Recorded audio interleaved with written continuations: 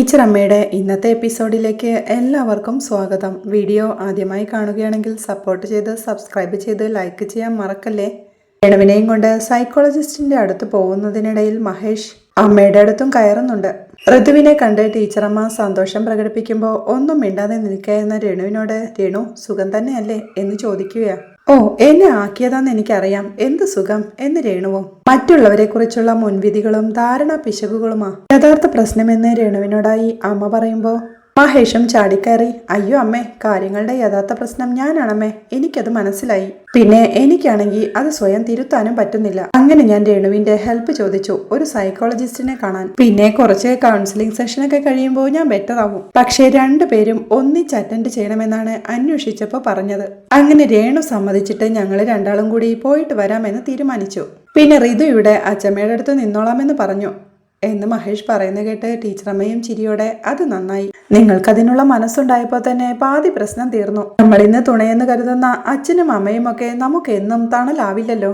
അന്ന് നമ്മളെ അറിയുന്ന ഒരു കൂട്ട് ഒരു ബലമാ. ഇപ്പോഴേ ഇവന് തന്നെ പല പല മോഹങ്ങളും ചില്ലറ ചാബല്യങ്ങളും അല്ലായിരുന്നോ എന്ന് മഹേഷിനെ ചൂണ്ടിക്കൊണ്ട് പറഞ്ഞ് ഒരു ഘട്ടത്തിൽ അതൊന്നും സ്ഥായിയല്ലെന്ന് ഇവന് മനസ്സിലായി. എന്തായാലും എനിക്ക് വലിയ സന്തോഷമായി.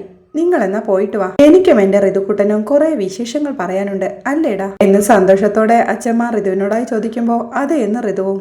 മഹേഷും രേണുവും യാത്ര പറഞ്ഞു പോകുമ്പോഴേക്കും ടീച്ചറമ്മ ഋതുവിനെയും കൊണ്ട് സിറ്റ് ഔട്ടിലേക്ക് ചെന്നിരുന്ന് പറ, എന്തൊക്കെയുണ്ട് വിശേഷങ്ങള് എന്ന് ചോദിക്കുമ്പോ അമ്മയുടെ കിളി പോയതാ, ട്രീറ്റ്മെന്റ് വേണ്ടെന്ന് പറയാൻ പറ്റോ? അങ്ങനെയാ അച്ഛന് വേണ്ടിയെന്നാക്കിയത്, അതിൽ അമ്മ വീണെന്ന് ഋതുവും. ചികിത്സ വേണോന്നൊക്കെ അവരാ നിശ്ചയിക്കേണ്ടത്, അല്ലെങ്കിൽ രണ്ടാൾക്കും പ്രോപ്പർ ഗൈഡൻസ് മതിയെന്നായിരിക്കും എന്ന് അച്ഛമ്മ പറയുമ്പോ അമ്മയുടെ സ്വഭാവം എനിക്ക് തന്നെ പിടിക്കുന്നില്ല, പിന്നല്ലേ അച്ഛൻ എന്ന് ഋതുവും. അത് ഋതുക്കുട്ടാ, അവൾ ഒറ്റ മോളായി വളർന്നതിന്റെ പ്രശ്നങ്ങളാ ഇതൊക്കെ. എന്ത് പ്രശ്നത്തിനും പരിഹാരമുണ്ടെന്ന് ടീച്ചറമ്മ പറയുമ്പോ അമ്മ അച്ഛന്റെ കൂടെ പോവാമെന്ന് സമ്മതിച്ചപ്പോ വീട്ടിൽ അമ്മമ്മ ഒരേ ബഹളം. ഞാൻ അന്നേരം അമ്മമ്മയ്ക്ക് നല്ല വഴക്ക് കൊടുത്തു. അമ്മ സ്വന്തം ഭർത്താവിന്റെ കൂടെ പോകുന്നതില് അമ്മമ്മയ്ക്ക് എന്താന്ന് ചോദിച്ചു എന്ന് ഋതു പറയുന്നത് കേൾക്കെ അമ്പരപ്പോടെ, ഷെടാ നീ ഇങ്ങനെയൊക്കെ ചോദിക്കാറായോടാ എന്ന് ടീച്ചറമ്മയും. ആരെങ്കിലുമൊക്കെ ചോദിക്കണ്ടേ അച്ഛമ്മേ എന്ന് ഋതു ചോദിക്കുമ്പോ അത് ശരിയാ, വാ നിനക്ക് ഞാനൊരു സ്പെഷ്യൽ ഉണ്ടാക്കി തരാം എന്ന് അച്ഛമ്മ പറയുമ്പോ എന്താ അച്ഛമ്മ എന്ന് ഋതുവും. അതൊരു സർപ്രൈസാന്ന് പറഞ്ഞ് ടീച്ചറമ്മ ഋതുവിനെയും കൊണ്ട് അകത്തോട്ട് കയറി പോവുകയാ.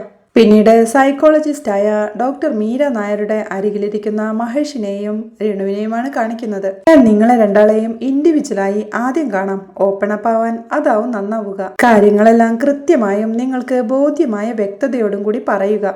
അത് നമുക്ക് പ്രശ്നങ്ങൾ ക്ലിയർ ചെയ്യുന്നതിന് കൂടുതൽ ഉപകാരപ്പെടുകയേ ചെയ്യൂ എന്ന് ഡോക്ടർ പറയുമ്പോൾ ഉറപ്പായും ഡോക്ടർ എന്ന് മഹേഷും. ആദ്യം ആരാ സംസാരിക്കുന്നതെന്ന് ഡോക്ടർ ചോദിക്കുമ്പോൾ ഞാൻ അടുത്തത് പറയാമെന്ന് പറഞ്ഞ് രേണു അവിടെ നിന്നിട്ട് പോവുകയാ. ഡോക്ടർ മീര മഹേഷിനോടായി, എന്താണ് മഹേഷ് നിങ്ങളുടെ പ്രശ്നം എന്ന് ചോദിക്കുമ്പോൾ ഡോക്ടർ, ഞങ്ങളുടേത് ഒരു ലവ് മാരേജ് ആയിരുന്നു, ഞങ്ങൾക്ക് അത്രയ്ക്കും ഇഷ്ടമായിരുന്നു. വിവാഹം കഴിഞ്ഞ് വലിയൊരു ഹണിമൂൺ പീരീഡ് ഒന്നും ഞങ്ങൾക്കുണ്ടായിരുന്നില്ല. പെട്ടെന്ന് തന്നെ രേണു പ്രഗ്നന്റ് ആയി, ഞങ്ങൾക്കൊരു മോനുമുണ്ടായി. പിന്നെ കാര്യത്തിനും കാര്യമില്ലാതെയും ഒക്കെ രേണു എന്നോട് വഴക്കുണ്ടാക്കാൻ തുടങ്ങി. ബഹളം കാണിച്ച് മോനെ പോലും നോക്കാതെ അവൾ അവളുടെ വീട്ടിലേക്ക് പോവാറുണ്ട്. ശരിക്കും വളരെ ഇൻഡിഫറന്റ് ആയിട്ടുള്ള പെരുമാറ്റമാണ് ഡോക്ടർ, ഒട്ടും സഹിക്കാൻ പറ്റണില്ല. ജീവിതം കയ്യിന്ന് പോയൊരവസ്ഥ എന്ന് മഹേഷ് പറയുമ്പോ ഈ രേണുകയുടെ ദേഷ്യം മഹേഷിനെ തന്നെ ഉദ്ദേശിച്ചാണോ എന്ന് ഡോക്ടറും. അങ്ങനെ തന്നെയാണെന്നാണ് ഡോക്ടർ എനിക്ക് തോന്നിയിട്ടുള്ളത്, ഞാനെന്തോ തെറ്റുകാരനായി നിൽക്കുന്ന പോലെ എന്ന് മഹേഷ് പറയുമ്പോ നിങ്ങളുടെ ഫിസിക്കൽ റിലേഷൻഷിപ്പ് ഒക്കെ എങ്ങനെയാണെന്ന് ഡോക്ടറും. അത് കേൾക്കെ മഹേഷ് ഒന്നും പറയാതെ ടെൻഷനോടെ ഇരിക്കുമ്പോ എന്താണെങ്കിലും പറഞ്ഞോളൂ എന്ന് ഡോക്ടറും. ഡോക്ടർ, വിവാഹശേഷം തന്നെ ഫിസിക്കൽ റിലേഷനുള്ള താല്പര്യം അവൾക്ക് കുറവായിരുന്നു എന്ന് മഹേഷ് പറയുമ്പോ അപ്പോ മഹേഷിന് എന്ത് തോന്നിയെന്ന് ഡോക്ടറും. അവൾക്ക് എന്നോട് താല്പര്യമില്ലാത്തതായിട്ട് എനിക്ക് തോന്നിയെന്ന് മഹേഷ് പറയുമ്പോ അന്നേരം മഹേഷ് വേറെ ആളുടെ അടുത്ത് പോയോ എന്നവർ ചോദിക്കുമ്പോ ചില സൗഹൃദങ്ങളൊക്കെ ഉണ്ടായിട്ടുണ്ട് എന്ന് മഹേഷും തുറന്നു സമ്മതിക്കുകയാ. പിന്നീട് രേണുവിന്റെ ഊഴമായിരുന്നു. രേണുക വല്ലാതെ ദേഷ്യപ്പെട്ടാണോ മഹേഷിനോട് സംസാരിക്കുന്നത് എന്ന് ഡോക്ടർ ചോദിക്കുമ്പോ എന്തോ എനിക്ക് എപ്പോഴും ദേഷ്യം വരുവാ ഡോക്ടറെ, എനിക്കതെന്തോ അങ്ങോട്ട് നിയന്ത്രിക്കാൻ പറ്റുന്നില്ല. ഈ മഹേഷേട്ടനെ കുറെ സ്ത്രീകളുമായി ബന്ധമുണ്ട്, അതാ എന്റെ ദേഷ്യത്തിന്റെ പ്രധാന കാരണമെന്ന് രേണു പറയുമ്പോ ദേഷ്യം വരുമ്പോ എന്തു തോന്നുമെന്ന് ഡോക്ടറും. മഹേഷ് ഏട്ടനോട് ഞാൻ എന്തെങ്കിലും ഒച്ചയിൽ വിളിച്ചു പറയും, സഹിക്കാൻ പറ്റാതാവുമ്പോ ഞാൻ ഇറങ്ങി എന്റെ വീട്ടിൽ പോവും എന്ന് രേണു പറയുമ്പോ അതൊരു ഒളിച്ചോട്ടമാണെന്ന് എപ്പോഴെങ്കിലും തോന്നിയിട്ടുണ്ടോ എന്ന് ഡോക്ടറും. ഇല്ലെന്ന് രേണു പറയുമ്പോ നിങ്ങൾക്കിടയിൽ ഫിസിക്കൽ റിലേഷൻഷിപ്പ് എങ്ങനെയാണെന്ന് ഡോക്ടർ അവളോടും ചോദിക്കുക. എനിക്കെന്തോ വല്ലാത്തൊരു ടെൻഷനാ ഡോക്ടർ, എന്തോ ഒരു പേടി എന്ന് രേണു പറയുമ്പോ നിങ്ങളുടെ രണ്ടുപേരുടെയും ലവ് മാരേജ് അല്ലേ എന്ന് ഡോക്ടറും ചോദിക്കുക. അതെ എന്ന് രേണു പറയുമ്പോൾ എന്നിട്ടും എന്തേ ഇങ്ങനൊരു പേടി എന്ന് ഡോക്ടർ ചോദിക്കുന്നത് കേൾക്കെ രേണുവും ഒന്നും പറയാനാവാതെ പരിഭ്രമത്തോടെയും ടെൻഷനോടെയും ഇരിപ്പാ. ഇവിടെ നിങ്ങൾ പറയുന്ന കാര്യങ്ങളെല്ലാം പൂർണ്ണമായിട്ടും രഹസ്യമാണ്. നിങ്ങൾ തയ്യാറാകുന്ന അത്രമാത്രം പറഞ്ഞാൽ മതി. ഒന്നും പറയണമെന്ന് നിർബന്ധവുമില്ല. പിന്നെ പറയുന്ന കാര്യങ്ങളിലെ വ്യക്തത നമ്മുടെ പ്രതിസന്ധി പരിഹരിക്കാൻ ഗുണപ്പെടും. രേണുകയുടെ കുട്ടിക്കാലം ഓർക്കുമ്പോൾ സന്തോഷം മാത്രമാണോ മനസ്സിൽ? കുട്ടിക്കാലത്ത് ഇഷ്ടമല്ലാത്ത വിധത്തില് ആരെങ്കിലും സ്പർശിക്കുകയോ അസ്വസ്ഥത നിറഞ്ഞ എന്തെങ്കിലും അനുഭവങ്ങളോ ഉണ്ടായിട്ടുണ്ടോ എന്ന് ഡോക്ടറുടെ ചോദ്യം കേൾക്കെ രേണുവും ആകെ വെപ്രാളത്തോടെ ഇരിക്കുക. അത് കാണെ ഡോക്ടറും കുടിക്കാൻ വെള്ളം വേണമെന്ന് പറഞ്ഞ് അവൾ ഡോക്ടർ കൊടുത്ത ബോട്ടിലെ വെള്ളം കുടിക്കുകയാ. രേണുക ശാരീരിക അടുപ്പത്തിൽ നിന്ന് പിന്മാറുന്നതും ഒറ്റപ്പെടാൻ ശ്രമിക്കുന്നതും കുട്ടിക്കാലത്തെ പരിഹരിക്കപ്പെടാത്ത എന്തോ അനുഭവവുമായി ബന്ധപ്പെട്ടാണെന്ന് ഞാൻ വിചാരിക്കുന്നു.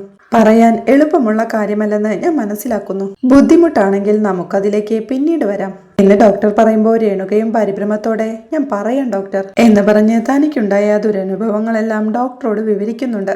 എല്ലാം കഴിഞ്ഞ് ഡോക്ടർ മഹേഷിനെയും അങ്ങോട്ട് വിളിപ്പിക്കുക. രണ്ടാളെയും കേട്ടപ്പോ എനിക്ക് മനസ്സിലായത് നിങ്ങൾക്ക് രണ്ടാൾക്കുമുള്ളിൽ ആഴത്തിലുള്ള സ്നേഹം പരസ്പരമുണ്ടെന്നാണ്. നിങ്ങളുടേത് മൂലമല്ലാത്ത കാരണങ്ങളാ നിങ്ങൾക്കിടയിലെ വില്ലൻ. രേണുകയുടെ കുട്ടിക്കാലത്തെ ചില അനുഭവങ്ങളാണ് ശാരീരിക അടുപ്പത്തിൽ നിന്നും രേണുകയെ അകറ്റിയതും പ്രതിരോധമായി ദേഷ്യം കാണിച്ചതും രക്ഷപ്പെടാനായി സ്വന്തം വീട്ടിലേക്ക് ഒളിച്ചോടിയതും. ആ അകലം മഹേഷിന് നിഷേധമായി തോന്നി. കിട്ടാത്തത് മറ്റു സൗഹൃദങ്ങളിൽ മഹേഷ് അന്വേഷിച്ചു. രണ്ടുപേരും രണ്ടു വിധത്തിൽ രക്ഷപ്പെടാൻ ശ്രമിച്ചവരാണ്. രേണുകയ്ക്ക് ട്രോമ ഫോക്കസ്ഡ് കൗൺസിലിംഗ് വേണം. ദേഷ്യം രേണുകയുടെ സ്വഭാവമല്ല, അതൊരു കവചമാണ്. മഹേഷേ, രേണുക പറഞ്ഞ ഇലകൾ നിങ്ങളെ തള്ളിയതല്ലെന്ന് നിങ്ങളും മനസ്സിലാക്കണം. ഇപ്പൊ നിങ്ങൾ ഇതുപോലെ രണ്ടിടങ്ങളിലായിരിക്കുന്നത് തന്നെയാണ് നല്ലത്. കാരണം ഇപ്പൊ ശാരീരിക അടുപ്പം നിർബന്ധമാക്കുന്നത് നന്നാവില്ല. നമ്മുടെ സെഷൻസ് കഴിയട്ടെ, രണ്ടാളും ഓക്കെ ആവും എന്ന് ഡോക്ടർ പറയുമ്പോൾ രേണുവും ചിരിയോടെ തലയാട്ടുകയാ. രണ്ടാളും രണ്ടിടത്താണെങ്കിലും രണ്ടുപേരും കുറച്ചുനേരം ക്വാളിറ്റി ടൈം സ്പെൻഡ് ചെയ്യണം. നിങ്ങൾക്ക് വേണ്ടി മാത്രം പരസ്പരം നൽകുന്ന സമയം. ഫോണിൽ സംസാരിച്ചാലും മതി, പഴയ പ്രണയകാലത്തെ പോലെ. അടുത്ത സെഷനിൽ നമ്മൾ ഒരുമിച്ച് ഒരു ചെറിയ എക്സസൈസ് ചെയ്യും. ഒരു വാക്കുമില്ലാതെ അടുത്തിരുന്ന് സ്നേഹിക്കാനുള്ള എക്സസൈസ്. ഉള്ളിലെ സ്നേഹം പരസ്പരം ബോധ്യപ്പെടുത്താൻ ഇനി ശ്രമിക്കുക. അടുത്ത സെഷനിൽ കാണാമെന്ന് ഡോക്ടർ പറയുമ്പോൾ ശരി ഡോക്ടർ, താങ്ക് യു എന്ന് ചിരിയോടെ രേണുവും പറയുകയാ. മഹേഷും താങ്ക് യു ഡോക്ടർ, ഞങ്ങൾ ഇറങ്ങുക എന്ന് പറഞ്ഞ് ഡോക്ടറോട് യാത്ര പറഞ്ഞിറങ്ങുന്നുണ്ട്. രാത്രിയാകുമ്പോൾ വിഷ്ണുവിന്റെ വീട്ടിലെ സിറ്റ് ഔട്ടിലിരുന്ന് വിഷ്ണു മൊബൈൽ നോക്കിക്കൊണ്ടിരിക്കുക. അതേവിടെ അടുക്കളയിൽ ജോലി തിരക്കില. കല്ലുവും കാവ്യയും സോഫയിലിരുന്ന് പഠിച്ചോണ്ടിരിക്കുക. അതിനിടയ്ക്ക് കാവ്യ കല്ലുവിനോടായി, ചേച്ചി സത്യത്തിൽ ഇപ്പൊ എന്റെ കാര്യങ്ങളൊക്കെ അമ്മ ശരിക്കും ടേക്ക് കെയർ ചെയ്യുന്നുണ്ട് എന്ന് പറയുമ്പോ അത് ഇപ്പോഴാണോ നിനക്ക് മനസ്സിലായത്? നീ എന്താ അമ്മയെ നിന്റെ ഡാൻസ് കാണാൻ വിളിക്കാത്തെ എന്ന് കല്ല് ചോദിക്കുക. എനിക്കപ്പോ അങ്ങനെയാ തോന്നിയതെന്ന് കാവ്യ പറയുമ്പോ അമ്മയ്ക്കത് ശരിക്കും ഫീൽ ആയിട്ടുണ്ടെന്ന് കല്ലുവും. ഇടയ്ക്കൊക്കെ ഇത്തിരി ഫീൽ ആവുന്നത് നല്ലതായെന്ന് കാവ്യയും. എന്തായാലും സ്വഭാവടി നിന്റെ എന്ന് കല്ല് ചോദിക്കുമ്പോ പക്ഷേ പിന്നെ അമ്മയുടെ മുഖം കണ്ടപ്പോ എനിക്ക് വിഷമം തോന്നി എന്ന് കാവ്യയും. എന്നിട്ട് നീ എന്തു ചെയ്തു എന്ന് കല്ല് ചോദിക്കുമ്പോ ചെയ്യാൻ പോകുന്നല്ലേ ഉള്ളൂ എന്ന് കാവ്യയും. എന്ന് പറഞ്ഞ് അവൾ തന്റെ ബാഗിൽ നിന്ന് ഒരു റോസാ പൂവെടുക്കുമ്പോഴേക്കും ഇതെവിടുന്നായെന്ന് കല്ല് ചോദിക്കുക. സീക്രട്ടാന്ന് പറഞ്ഞ് കല്ലുവിനെയും വിളിച്ച് അവൾ കിച്ചണിലേക്ക് പോവുകയാ. കല്ലുവും ഒരു ചിരിയോടെ ആ സോഫയിൽ തന്നെ ഇരിപ്പാ. കാവ്യ പുറകിൽ റോസാ പൂവും പിടിച്ച് അമ്മയുടെ അരികിലേക്ക് ചെന്ന്, അമ്മ, ഞങ്ങളുടെ പ്രോഗ്രാമിന്റെ ചീഫ് ഗസ്റ്റ് ആരാന്ന് അമ്മയ്ക്ക് അറിയാമോ എന്ന് ചോദിക്കുമ്പോ ആരായാലും എനിക്ക് കാര്യമില്ലല്ലോ, നീ എന്നെ വിളിച്ചില്ലല്ലോ എന്ന് രാധയും. കല്ലുവും അപ്പോഴേക്കും അങ്ങോട്ട് എത്തുന്നുണ്ട്. സന്ദീപ് പ്രതിഭ ഞങ്ങളുടെ ചീഫ് ഗസ്റ്റ് എന്ന് കാവ്യ പറയുമ്പോ അതാരാ എന്ന് രാധയും. അമ്മ ഒട്ടും അപ്ഡേറ്റഡ് അല്ല, പുതിയ സിനിമാ നടനാ, അടുത്ത സ്റ്റാർ ആന്ന് കാവ്യ പറയുമ്പോ പൃഥ്വിരാജ് വന്നതിന് ശേഷം മലയാള സിനിമയിൽ സംഭവിച്ചതൊന്നും അമ്മയ്ക്കറിയില്ല എന്ന് കല്ലുവും. പക്ഷേ എന്റെ ചീഫ് ഗസ്റ്റ് ആരാന്ന് അമ്മയ്ക്കറിയോ എന്ന് കാവ്യ ചോദിക്കുമ്പോ ഓ, അങ്ങനെ ഓരോരുത്തർക്കും ചീഫ് ഗസ്റ്റ് ഒക്കെ ഉണ്ടോ? ആരാ പറയെന്ന് രാധയും. അമ്മ തന്നെ, ദാ എന്ന് പറഞ്ഞ് ചിരിയോടെ അവൾ റോസാപ്പൂ അമ്മയുടെ നേരെ നീട്ടുകയാ. അത് കാണെ രാധയും സന്തോഷത്തോടു കൂടി അത് വാങ്ങിക്കൊണ്ട് അവളെ ചേർത്ത് പിടിക്കുക. അമ്മ തന്നെയാ ചീഫ് ഗസ്റ്റ് എന്ന് കാവ്യ വീണ്ടും പറയുമ്പോ രാധയും കല്ലവും കൂടി അവളെ സന്തോഷത്തോടു കൂടി ചേർത്ത് പിടിക്കുക. പിന്നീട് രാധ അവരെയും കൊണ്ട് മുറ്റത്ത് നിൽക്കുകയായിരുന്ന വിഷ്ണുവിന്റെ അരികിലേക്ക് ചെന്ന് വിഷ്ണുവേട്ടാ എന്ന് സന്തോഷത്തോടെ വിളിക്കുമ്പോ എന്തുവാന്ന് വിഷ്ണുവും. ഞാനും വരുന്നുണ്ട് സ്കൂളിലേക്ക് കാവ്യയുടെ ഡാൻസ് കാണാൻ എന്നവൾ സന്തോഷത്തോടെ പറയുന്നത് കേൾക്കേ അത് കൊള്ളാലോ, അപ്പൊ പിണക്കമൊക്കെ മാറിയോ എന്ന് വിഷ്ണുവും ചോദിക്കുക. മാറിയെന്ന് രാധ പറയുമ്പോഴേക്കും വിഷ്ണുവിന് പത്മനാഭന്റെ കോൾ വരികയാ. 1 മിനിറ്റ് എന്ന് പറഞ്ഞ് അവൻ മാറി നിന്ന് കോൾ അറ്റൻഡ് ചെയ്ത് പറയൂ പത്മനാഭ എന്ന് പറയുമ്പോൾ മോഹന്റെ പുതിയ താവളത്തെക്കുറിച്ച് വിവരം കിട്ടിയിട്ടുണ്ട്. പിന്നെ നമ്മുടെ ടീം ഇവിടെ എത്തുമ്പോഴേക്കും അവരിവിടുന്ന് മുങ്ങി എന്ന് പത്മനാഭൻ പറയുന്നത് കേട്ട് ടെൻഷനോടെ അതെവിടെ എന്ന് വിഷ്ണുവും. ഇവിടെ പ്ലാന്റേഷന്റെ ഉള്ളിലായിട്ടാണെന്ന് പത്മനാഭൻ പറയുമ്പോൾ അവൻ ആ വട്ടത്തിൽ തന്നെയുണ്ട്, ഒന്ന് ഹോട്ട് സെർച്ച് ചെയ്യേ, പിന്നെ വിവരം അപ്പപ്പോ തന്നെ അപ്ഡേറ്റ് ചെയ്യണം എന്നൊക്കെ വിഷ്ണു പറയുമ്പോൾ അറിയിക്കാം സാർ എന്ന് പറഞ്ഞ് പത്മനാഭനും കോൾ കട്ട് ചെയ്യുക. ആ രാത്രിയിൽ റജിയും അഡ്വക്കേറ്റ് സുജിയെ വിളിക്കുന്നുണ്ട്. എന്തുപറ്റി ഈ നേരത്തെന്ന് സുജി ചോദിക്കുമ്പോ അപ്പയുടെ റീജോയിനിങ് ഡേറ്റ് എടുക്കുമ്പോ വല്ലാത്തൊരു പേടി എന്ന് റജി ടെൻഷനോടെ പറയുമ്പോ എന്തിനെന്ന് സുജിയും. അല്ല റീജോയിനിങ്ങിനെ ആ മോഹൻ എന്തെങ്കിലും പ്രശ്നമുണ്ടാക്കുമെന്നാ എന്ന് റജി പറയുമ്പോ അയാൾ അബ്സ്കൗണ്ടിങ് അക്യൂസ്ഡ് അല്ലേ, അയാൾക്ക് എന്ത് ചെയ്യാൻ പറ്റും, എന്തിനെങ്കിലും തുനിഞ്ഞാ പോലീസ് പിടിക്കത്തില്ലേ എന്ന് സുജിയും ചോദിക്കുന്നുണ്ട്. ആൾ അന്ന് കോടതിയിൽ നിന്ന് രക്ഷപ്പെട്ടത് ഓർമ്മയില്ലേ, വക്കീലിനെ തള്ളിയിട്ടിട്ടല്ലേ അയാള് രക്ഷപ്പെട്ടത്, ആള് നമ്മൾ വിചാരിക്കുന്ന ഇനമല്ല എന്ന് റജി ഓർമ്മിപ്പിക്കുമ്പോ ആൾ എന്ത് അഭ്യാസം കാണിച്ചതാണെങ്കിലും മുന്നേ പിടിച്ചതല്ലേ, അതുപോലെ വൈകാതെ തന്നെ അയാൾ അകത്താകും. ഇനി അയാൾ അകത്തായതാ, പിന്നെ അതീവ ജാഗ്രതയുണ്ടാവും, അയാളുടെ ഒരു പരിപാടിയും നടക്കത്തില്ല എന്ന് സുജി പറയുമ്പോ പിന്നെ അങ്ങേരെ അപ്പച്ചനെ കാര്യമായിട്ടൊന്ന് തൊട്ടതാ, അതിന്റെ കലി എന്റെ ഉള്ളിലുണ്ട്, തഞ്ചത്തിന് കിട്ടിയാ ഞാൻ അയാളെ തീർക്കും എന്ന് റജി പറയുന്നത് കേൾക്കേ ചുമ്മാ വാശിയും കൊണ്ട് നടക്കല്ലേ, നമ്മുടെ ഒരു കയ്യബദ്ധം മതി ജീവിതം തുലഞ്ഞു പോവാനായിട്ട്, ഒട്ടും അമിതാവേശം ഒന്നിനും കാണിക്കരുത്, ദേഷ്യത്തിന്റെയും വാശിയുടെയും പുറത്തൊന്നും ഒന്നും ചെയ്യരുത്, പിന്നെ ചായ കുടിപ്പിച്ചുറപ്പിച്ചൊരു വാക്കുണ്ട്, അത് മറക്കരുത്, ഒരാൾ കൂട്ടിനുണ്ടെന്നുള്ള ധൈര്യത്തിലാണ് ഇപ്പൊ എന്റെ ജീവിതം, അതൊന്നും തകർക്കരുതെന്ന് സുജി ഓർമ്മിപ്പിക്കുമ്പോ അയ്യോ ഇല്ല തകർക്കില്ല, ഞാൻ ഒരാവേശത്തിൽ പറഞ്ഞതാന്ന് റജിയും. അപ്പോ സമാധാനമായി ടെസ്റ്റിനുള്ള പഠിത്തം നടക്കട്ടെ, അമിതാവേശമൊന്നും വേണ്ട എന്ന് സുജി പറയുമ്പോ ഇല്ല ഇനിയില്ല ഉറപ്പെന്ന് റജിയും പറയുകയാണ്. പിന്നീട് രാവിലെ ആവുമ്പോ സരസ്വതി അവിടെ അടുക്കളയിൽ പാചകത്തിരക്കിലായിരിക്കുമ്പോഴാണ് മുറ്റത്തൊരു ടാക്സി വന്ന് നിൽക്കുന്നത്.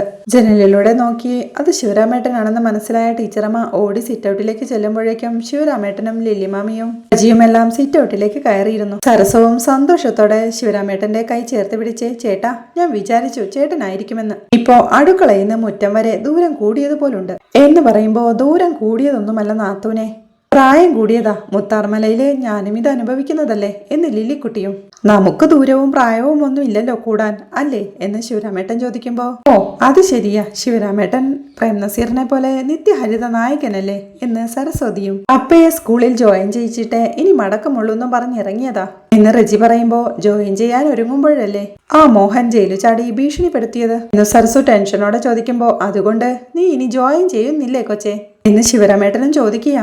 അയാളെ ഇന്ന് പിടിക്കും നാളെ പിടിക്കുമെന്ന് കരുതിയിരുന്നതാ എന്ന് സരസ്വതി പറയുമ്പോ അവനെ എന്നോ പിടിക്കട്ടെ, അവനെ പിടിച്ചിട്ട് ജോയിൻ ചെയ്യാൻ ഇരിക്കുകയാണോ നീ, നന്നായി പോയി എന്ന് ശിവരാമേട്ടനും. ഈ ഒരു സിറ്റുവേഷനിൽ അയാൾക്ക് അപ്പയെ ഒരു വിധത്തിലും തടസ്സപ്പെടുത്താനാവില്ല, അപ്പൊ ധൈര്യമായിട്ടിരിക്കണമെന്ന് റജി പറയുന്നിടത്താണ് ഇന്നത്തെ എപ്പിസോഡ് അവസാനിക്കുന്നത്.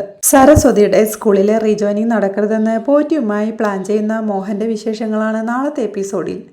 വീഡിയോ ഇഷ്ടമായാൽ സപ്പോർട്ട് ചെയ്ത് സബ്സ്ക്രൈബ് ചെയ്ത് ലൈക്ക് ചെയ്യാൻ മറക്കല്ലേ.